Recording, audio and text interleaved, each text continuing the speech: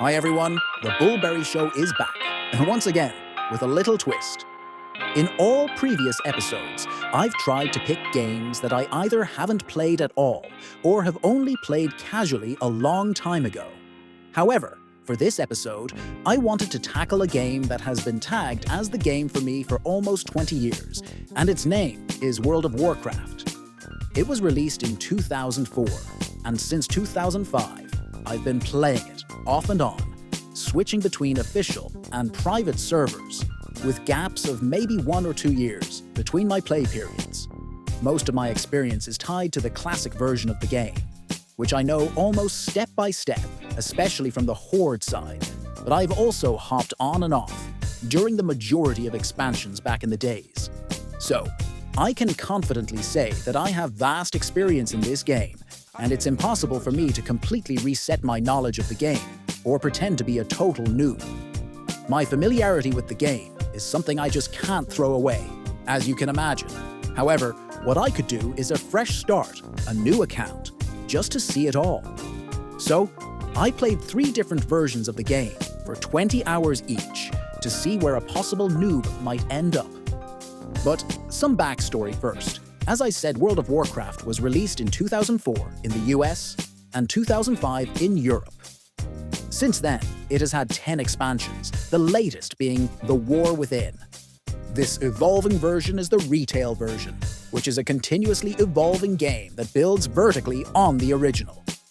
This was the first candidate for my playthrough. For the second candidate, Blizzard finally introduced a classic version of the game after years of hesitation, private server shutdowns, and fan demand. This version, known as Vanilla World of Warcraft, has been available since 2019. Over the last 5 years, it has progressed the original game to include content from 3 expansions, with the 4th, Mists of Pandaria, expected soon. Choosing WoW Classic as the second playthrough option was an easy decision. The third version was a bit more complicated to decide on. The Classic era servers, a snapshot of the 2019 Classic servers, are essentially a static museum version of the game. These servers have remained unchanged for 5 years, preserving the vanilla experience. Then, later on, within the past 5 years, Blizzard introduced some other variations of the Classic servers. Among those were the hardcore servers, the seasonal servers, and now the anniversary servers. Those all were essentially the same game with some variations. Only 1 life on hardcore, limited server life for seasonal, and so on. The second season, called the Season of Discovery, which is still active as of now, introduces increased experience rates, additional character abilities, new bosses, raids, gear, and more. Essentially, it's a big step toward the quality of life improvements of retail WoW, but still encapsulated within the world of WoW Classic. Blizzard also introduced anniversary servers, which are technically just fresh servers designed to progress from vanilla to the Burning Crusade, and then to Wrath of the Lich King. So, essentially, there are now a lot of different branches under the bigger umbrella of WoW Classic. Initially, I thought about making a footage of 2 branches, like the Season of Discovery and one of the variations of the vanilla version of WoW. But then I decided that these 2 options aren't too different from each other in terms of the initial experience. You start in the same zones and do the same quests. The only difference is that the Season of Discovery offers faster leveling, better abilities, and slightly improved itemization. Technically, though, it's the same game. Moreover, Season of Discovery is already almost at Phase 6, and there are only supposed to be 7 phases. By the time you see this video, its days are probably numbered, so it didn't make much sense to dive into it right now. Instead, I decided to take a shot at one of the anniversary servers as the fresh ones, since vanilla-era realms from 2019 are, well, empty. On top, I chose the hardcore option to slow myself down a little bit, because otherwise, knowing all the quests, it wouldn't have been a representative picture of what a new player might experience and eventually end.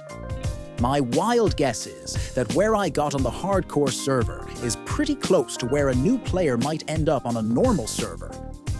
And yeah, that's been a pretty long introduction, so let's jump into the game itself and see what it has in store for us. The first category, as usual, is easiness to install. Now, you need to make a Blizzard account, which I already covered in the Overwatch 2 episode. On top of that, you need to download Battle.net Launcher, as again, unlike Overwatch and Diablo, WoW has not been imported to Steam or any other library yet. As a side note, I'm not sure if it was me not entering the game for some time, but the launcher hasn't been working as reliably as I remember it to. For example, it took 5 to 10 minutes just to initialize the retail version before starting the client download. And the client itself is huge. I'll cover that a bit more later in the performance and hardware section. But in any case, Battle.net isn't the worst launcher out there, even though it's still a standalone launcher, and that affects the scoring. From this launcher, you'll need to download 3 different clients for the game's various versions. Overall, the installation process was straightforward. At least it didn't require an SMS verification or a mobile phone number like Overwatch 2 did. I should note here that I made a completely fresh Battle.net account, which ties into something I'll cover later. So, for the cost, the box price is non-existent, at least for the classic version. For the retail version, I played without the latest expansion, because I anyway had no intention of staying in the game for more than bare minimum. To make things short, everything before the latest expansion is technically free, except for the monthly subscription fee, which is kind of okay, I guess, and it's been at pretty much the same level for years. I think having a subscription model for an MMORPG is a good way to go compared to the free-to-play, pay-to-win model that was really widespread when we were younger. It's a nice thing.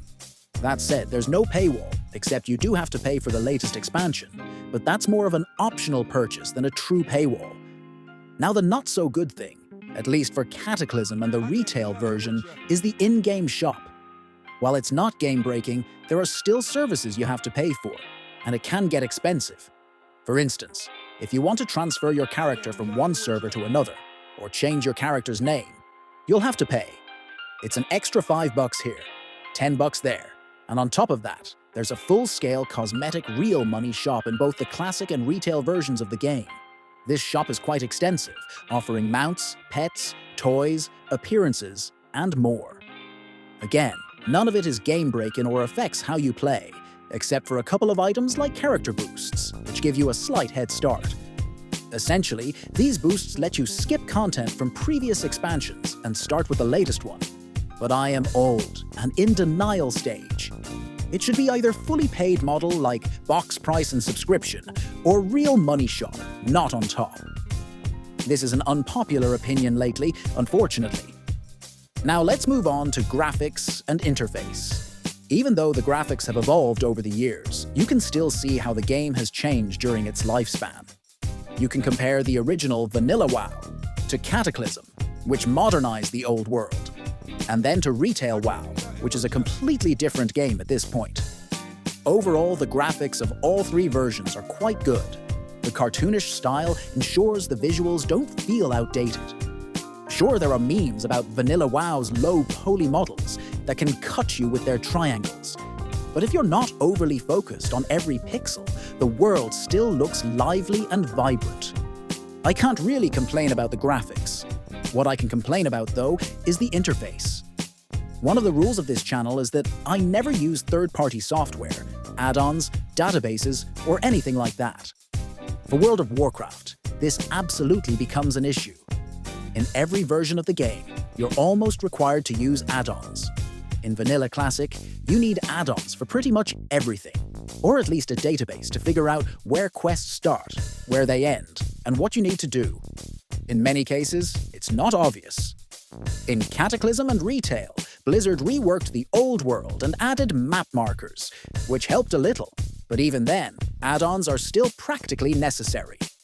The default Blizzard interface is just bad, and I'm not even starting about databases. The only difference is that Classic requires add-ons like starting from minute 1, and Cataclysm and Retail do so later down the road. I have no idea how, over 20 years, they haven't taken enough inspiration from the add-ons that players create. While a few improvements have been made, it's a drop in the ocean compared to what could have been done.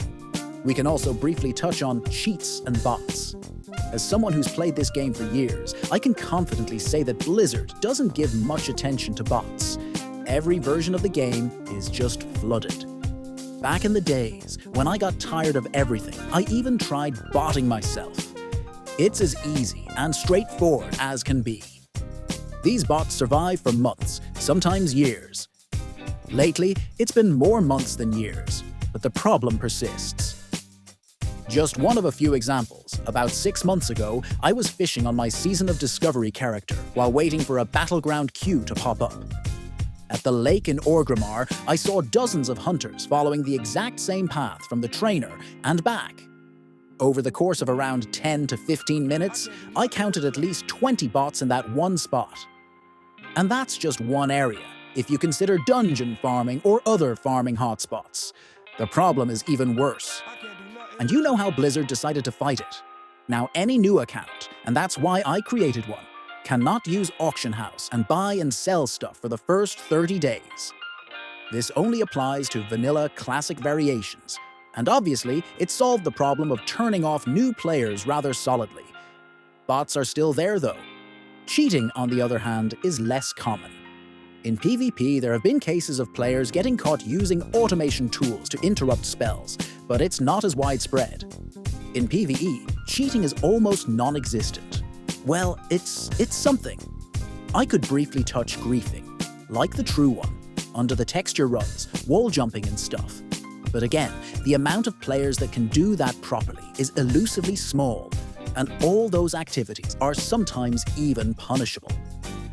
Not all the times, obviously, as the precious player base should remain intact or grow at any given point in time. So, bots and cheats are a problem that hasn't been solved in 20 years, and I don't think it ever will be. Blizzard has essentially automated the process of handling these issues, removing most live intervention, which is part of salvation for the problem. However, on the other hand, hundreds of bots on each server, and even a full-scale botting mafia in WoW that's been reported lately, state the opposite. I can speak for hours on this topic, to be honest, so let's just skip it. Anyhow, another shared topic is performance. I haven't had any major issues with Battle.net or World of Warcraft for years. Blizzard is excellent at making their games run on almost any computer, and I was always grateful for that. However, recently, and while making this video, I've experienced some problems with both the Battle.net client and the game's performance. I have no idea what's causing it, but here are a few examples. First of all, Battle.net client works slower now, has cap of downloading speed, and sometimes loses connection together with your credentials. Moreover, sometimes it lags, sometimes it crashes, and sometimes it doesn't update the game properly unless you restart your PC. Not a big deal, but I don't recall anything like that back in the days. From time to time, the game itself crashes or disconnects, but this happened only a couple of times across the 20 hours I spent in each version. However, the most significant problem I encountered, which I've never seen before, was stuttering. This issue occurred across all 3 clients of the game. Stuttering, as you can see here, causes micro-freezes every few seconds. It's not an internet issue, but seems to be related to the game's client or servers. I had to reboot my laptop dozens of times while filming because, after leaving it in sleep mode for a few hours, the stuttering would start again. Rebooting would fix it temporarily, but the issue would return. I have no idea what's causing this, and it was only the scourge of WoW client. Rest of the games did pretty well. Now, on to the community.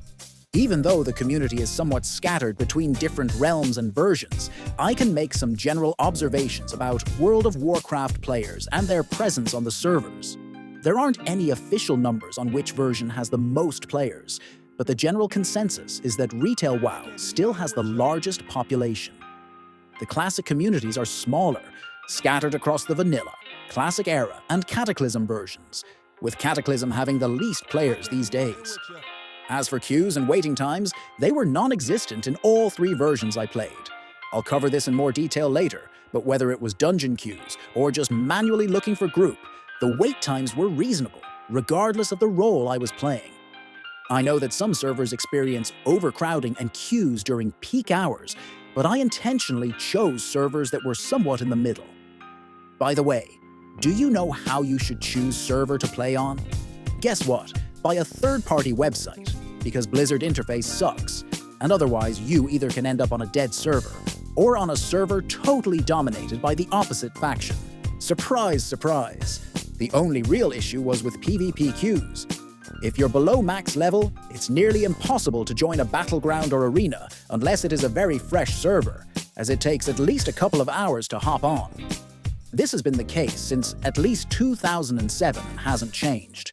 Open-world PvP is almost non-existent unless you're at max level, and only on PvP realms in Classic version 2.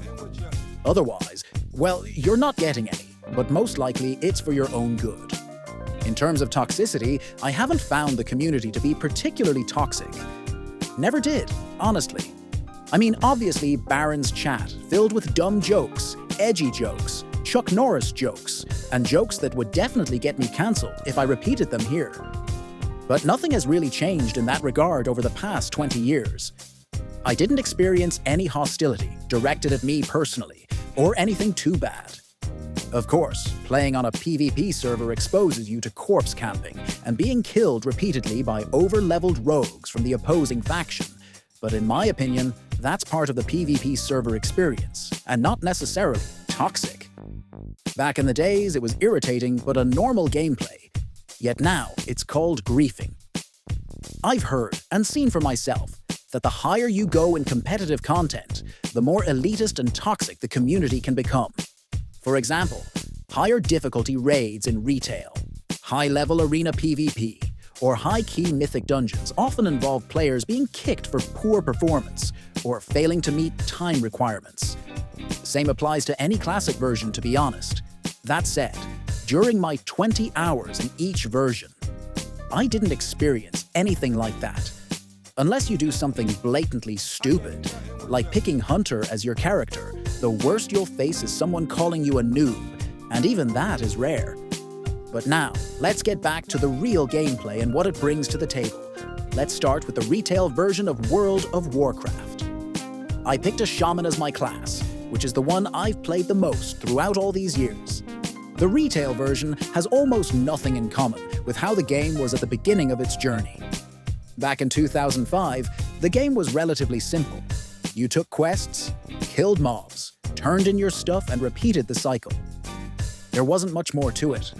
The only real difference now is that once you finish the first tutorial, which takes you up to level 10, you're given the option to choose which timeline or expansion to use for leveling. Since there are like 9 of them now, I chose Dragonflight, the second-to-last expansion, which was also the recommended choice. From there, you simply head to the deployment zone, do the quests, and proceed to the next zone. It's as easy and straightforward as that. Your character has almost no downtime and doesn't need to replenish resources often.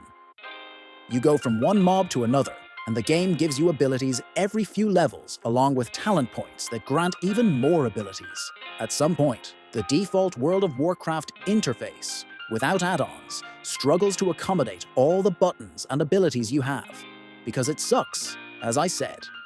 I am also pretty much not a fan of the solution Blizzard came up to with dozens of buttons for each class. I mean, obviously, it's nice to have utility, but this is just too much. Cooldowns, procs, active abilities, and so on. As you just start, surprisingly, here's no grind wall for new players, at least not in the beginning. You complete objectives, gain experience, get better loot, and progress steadily. Starting at level 10, you can join dungeons and even one raid, getting quite some experience.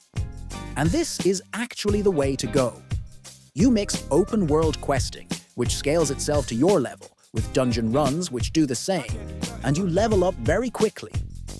It took me only 12.5 hours to reach level 70, which is the cap for players with a subscription, but without the latest expansion. At the same time, the whole leveling process feels more like a tutorial than a genuine leveling experience. You unlock abilities on the go, and you can try them while getting to max level. But that's about it. That's really hard to put into words, but leveling here is just a chore. Not so lasting, but still a chore, a tutorial, a whatever. You see new buttons, but at the same time, you don't particularly feel your character becoming stronger since the whole world is adjusted to your level, so it takes the same amount of effort to kill the same mob at level 10 and at level 69. Not nice. At the same time, this version of the game is very solo-friendly. You can stick to outdoor activities, and if you want to join a dungeon, you just click one button and get teleported there. There's no need to find friends or a guild until a very later stage, and there are a lot of activities to do on your own. There is one undoubtedly positive thing about level adjustment of the mobs. You don't need to skip zones. For instance, I stayed in the same zone from level 15 to level 60.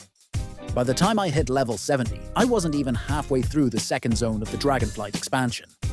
Overall, the leveling routine is simple and straightforward. With just a few hours of play per day, you can reach the level cap in less than a week and start exploring the newest expansion's content. However, at level 70 or level 80, if you have the newest expansion, we're getting to what the game really has to offer, under which I mean an immense grind. Not even kidding, even retail WoW, which tries to mask itself under new graphics, mechanics and stuff, is an old-school MMORPG under it all. It means only one thing. This game is really hungry for your time. For example, if you want to focus on PvE, you can join mythic dungeons or raids. It can take weeks to gear up and catch up with players who've been active since the expansion's launch. But that's not all.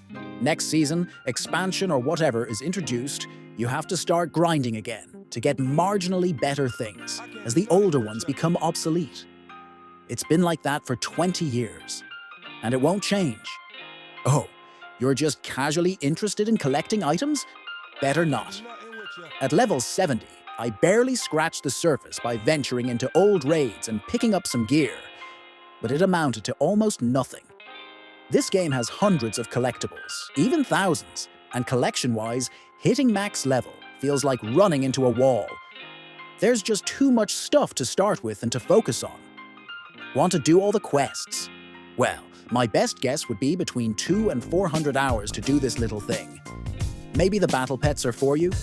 Getting a decent, God forgive full collection will take probably close to 1,000 of hours. Whichever you pick, there is one rule that Blizzard's been using for years. About 90% of the content is relatively easy, usually soloable, and doesn't require much effort. But the volume is still huge. Gives you dopamine though, since you get at least something once in a while. Next 5% would be much more challenging. Things will be hidden under real money shop, limited offers in the trading post, relatively low drop chances yet again. This is all doable, but the time consumption rises steeply. And the remaining 5% is going to be locked. Some stuff can be done with a very low chance, like less than 1% drop rate for a certain mount. Other can be bought from third parties, like old-school collectors of trading cards and stuff like that. Or it can be bought with ungodly amount of gold in-game. And some stuff is just time-locked forever, because this very pet was given to this very region for a week back in 2008, and you're never getting it. No matter what. So basically, if you have a fear of missing out, just don't start. However, for a new player, there was no difficulty spike at all, even no challenge. You just go from A to B to C, do some open-world activities while queuing, and then jump into a dungeon. You run through the dungeon, get about 1 to 2 levels per run, and keep going. It's really easy, and you just steamroll through the content. This ease makes it really simple to create alts, even without gear that provides extra experience or stats. It's still easy. So basically, within 20 hours, if I'd been a little faster, I could have taken 2 characters to level 70 instead of 1, and still have some time to run through an old raid or 2. Just to wrap it up, for the longevity of the content, Blizzard has indicated that they've already scheduled at least 2 more expansions. These might not be full expansions, but more like half expansions. But again, at least for the next couple of years, this game is set. If you want to keep going, it's definitely not shutting down anytime soon. Yeah, that's pretty much it for retail WoW. And we can jump to Cataclysm now. It's one step closer to retail from Classic, but it's not a huge step. What I would say is that Cataclysm is directly in between of two versions. Blizzard started changing the attitude to the world creation, available content and things. However, we're not there yet. We are level 1 in the open world. I started a warrior, a class I've never truly played, and one of my least favorite classes, but I chose it just so I could tank in dungeons, and it worked out fine. Basically, until around level 15, you're doing open world activities, which are again tutorial-like. It's kind of fast and simple, and as soon as you hit level 15, you can jump into dungeons. It's going to be the easiest and fastest way to level. However, for Cataclysm, since there's no scaling of outdoor zones to your level, the tactic of going between outdoor questing and dungeons doesn't work too well. You outlevel zones really fast, so you have to spend extra time traveling to the next zone. Therefore, dungeon spam it is. Again, one can say that you also should go level the usual way, in the outdoor zones. Well, you technically can, but it's much easier and faster, especially as a tank or healer, to just queue for one dungeon after another and keep leveling. For the retail version, I ended up at level 70. Here, in Cataclysm, I finished at level 40 out of the total 85, and it definitely takes a lot more time to level in Cataclysm. The problem is that it's kind of a grind anyway. If in retail it's still relatively short, here you hit a grind wall as soon as you reach level 15, because open world questing becomes suboptimal. So you end up spamming one dungeon after another to gain levels, probably up until level 80. From 80 to 85, it's likely going to be a mix of open world content and dungeons. And even before that though, it felt, I don't know, long probably. Cataclysm felt much more tedious than both the retail version and somehow the classic version. The progression system here isn't as smooth, and you still have to do the rituals of the older versions like going to the vendors or trainers more often. Yet there are much more levels, and they are still gained too slowly. The content, obviously, is more vast than Classic 1 and much more limited than the retail one, but the major set is yet again raids, heroic dungeons to the less extent. PvP. Except for you don't see it all until level 85. However, I have to admit that getting a bit more quality of life improvements and some casual activities like outfit collections and such definitely do add replayability potential for a bigger number of players. At the same time, in terms of longevity, I wouldn't be so confident in this version as, well, it's the least popular one. You can be sure that Mists of Pandaria will eventually be added, probably somewhere in 2025. But after that, expansion-wise comes Warlords of Draenor, the most controversial one in WoW's history, and having it as the part of the classic versions is, well, funny, but not necessarily in a good way.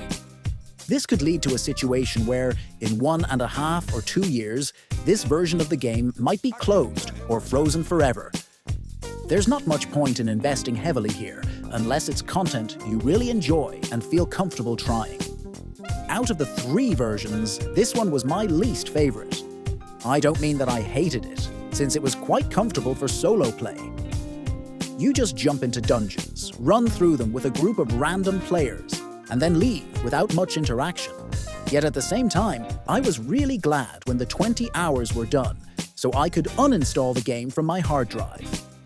Not sure what exactly turned me off. Probably the obvious fact that I am not getting capped throughout my playtime, and on top, lack of open-world activities. Finally, let's talk about the classic version. As I mentioned, I picked Hardcore. I already had some experience with it, as I killed Ragnaros back in the day when these servers first appeared, so I knew what to expect and how not to die until level 60. Obviously, for a noob, this will be not the brightest idea to start off with the highest difficulty, but it wouldn't be fair for me to start anything easier as well. As a consequence, I also knew that this would be the slowest progression of all, and it definitely was. Spoiler alert. After 20 hours, I ended up at level 22.5. Obviously, I could have pushed a little further, but if I had played the normal version where you're allowed to die, it would have been faster since I wouldn't have needed to be so cautious. Most probably in any other version of vanilla, I would have been closer to 25-ish level, and in Season of Discovery, that would have been around 40. Hardcore came up with a twist though, rather expected. Well, I started a character and got to level 9, but I was jumped by mobs that spawned on top of me in a cave. Again we go. Other than that, Classic is exactly what it sounds like. A very old-school MMORPG. You start at level 1, and there's kind of no tutorial. You're dropped into the open world with little to no hints about where to go or what to do. Basically, you take quests. If you already know what to do, that's great for you. If not, you'll probably need to use a database or guides to figure things out. Then you head outside to kill mobs, deliver parcels, or complete other simple tasks. You turn in the quests. Kind of as simple as that. You get the levels, you train new skills, rinse and repeat. Taking into account that you don't get a mount until level 40. You're going to spend a lot of time running. And you run. And you run. And you run. On one hand, this allows you to explore the seamless world, which makes you feel connected to it. On the other hand, it's tedious. Everyone says so. Running from one continent to another can easily take around 15 minutes. Getting to a dungeon is also manual work. You need to gather your party first and then wait for everyone to arrive at the dungeon entrance. Because of this, you can't just spam dungeons like in the other two versions. Well, technically, you can, but you still have to find a group and then come together to the entrance to start you spam. Which will end after second or third run maximum, I can guarantee it. In all classic versions, you start by killing boars, and after 20 hours, you're still killing boars. Nothing really changes, except that you become slightly more powerful. Honestly speaking, it's a very localized experience. For instance, in Retail WoW, you're already a champion starting from day 1. You're saving the world in every zone. Each area has some dire threat, something that could destroy the world or wipe out its inhabitants, and you're the one who can stop it. In Classic, you're just killing spiders because the innkeeper doesn't like them as they threaten customers. That's it. And honestly, I like it much more. It's grounded and down to earth. Not every step you take has to make a significant impact. You're not labeled a hero, a savior, or anything grand until you start killing raid bosses, which are the kind of true threats to Azeroth. For the replayability and longevity of the content, that's a good question. On one hand, I'm pretty sure these servers aren't going anywhere. The dedicated player base, including myself, has been playing this version of World of Warcraft for years, even decades. Blizzard will keep milking this cow as long as there's at least one player left together with the army of bots. However, as of today, the player base is really scattered across all the different classic realms. A lot of players initially tried Season of Discovery, but much fewer are playing it now. The old hardcore servers and the old normal servers are essentially abandoned, with no living soul inside. Everybody has switched to the Anniversary realms, which are going to, again, jump from Classic to the Burning Crusade at an increased rate, so in about a year. So the player base is kind of scattered. At the same time, I cannot say that these servers are going to last for too long, because after Season of Discovery is done, some kind of different seasonal servers are going to be implemented, and there is a certain rush for fresh start for vanilla players that runs through the population. This is not bad, but it means that a vast majority will jump to a new server, because they really like the leveling, the first raid, the dungeons, and so on. And yet again, some of you may say that Season of Discovery is a different version, and I should have done it too. But I really won't. Those are the same zones, the same content, the same everything, except for your character is on steroids. And together with bonus experience, it is foreseeable to reach maybe level 35 to 40 in 20 hours. And there wouldn't have been anything new, especially taking into account the final phase of the server just around the corner. But yeah, I get the point. You can see my ranking for each version on the screen now. It's not bad at all, I would say. However, having spent thousands of hours in the game, I have something to say before you start fresh. First, all three versions have something fun to propose to new players.